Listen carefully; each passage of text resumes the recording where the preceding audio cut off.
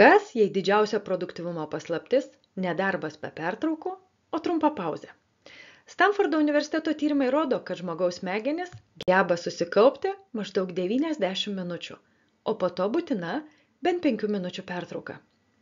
Mikropertraukos mažina raumenų įtampą, gerina kraujotaką ir padeda atkurti dėmesio lygį. Vos keli tempimo pratimai ar trumpas pasivaikščiojimas suteikia daugiau energijos nei dar vienas kavos puodelis. Reguliarios mikropertraukos mažina perdegimo riziką ir gerina darbo kokybę. Tai tarsi mažos investicijos, kurios dienos pabaigoje grąžina didelį pelną – tavo energiją. Taip pat kaip ir automobilio variklis, nuolat veikdamas be sustojimo, perkaista. Koks trumpas pratimas tau labiausiai padeda atgauti jėgas darbo dieną ar po darbo? Klausimas refleksijai ir kaip dažnai tai naudoji.